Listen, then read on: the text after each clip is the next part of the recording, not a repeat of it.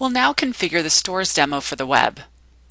You'll need the Genero application server installed and the application server dispatcher running on the machine where the stores demo is located. This enables the Genero web client.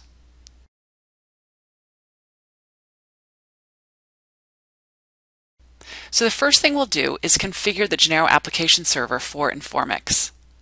The as.xcf configuration file, found in the fgl asdir/etc directory, must be modified. However, it's a good idea to make a copy of this file and edit the copy.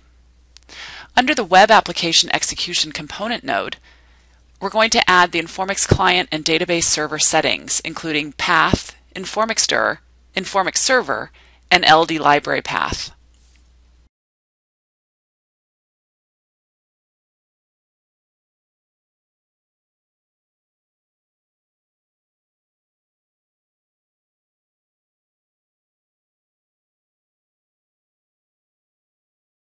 Next, register the stores demo in the application server. Here we've created a new file in fgl asdir/app called stores-gwc.xcf. This file will define how to start the demo from a browser. In the execution section, add the path and the program name as shown.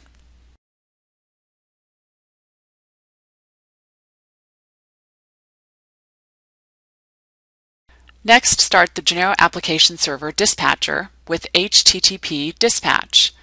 Or if you created a separate XCF file as we did here, start the dispatcher with that file information.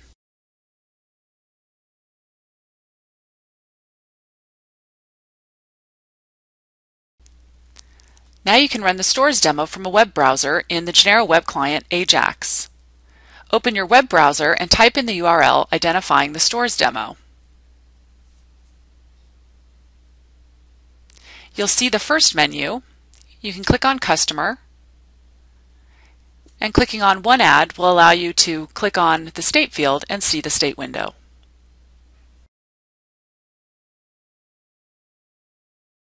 Now that you can see its default look and feel, you can begin to customize how it's rendered in the browser. Here we've created another configuration file named stores-gwc2.xcf. This one identifies a different template called main2.xhtml to be used.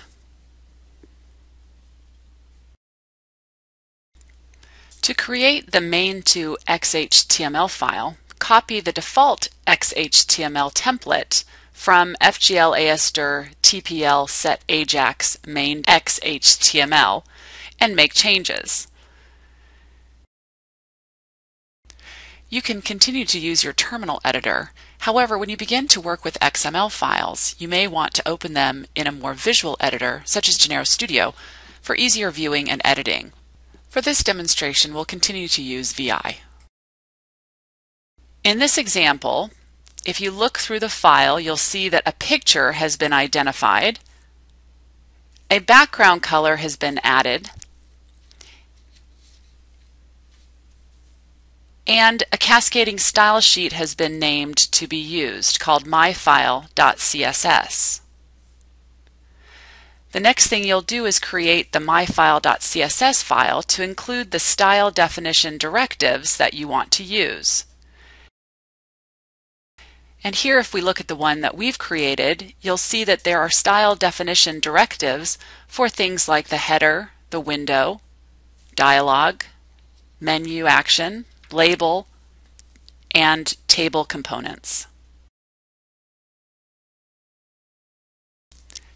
Now you can run the program in the browser again, but point to the stores-gwc2 instead. Here you'll see the changes as defined in your XHTML file and the CSS that was instructed to be used. So as you can see, with some simple modifications, you can have a much different look and feel to the browser rendered application. You can also render the application using Microsoft Silverlight. By changing the output map to point to DUA_SL, you'll use the MS Silverlight rendering. Note that this will be rendered with the default styles and could be further enhanced just as easily as you did with Ajax.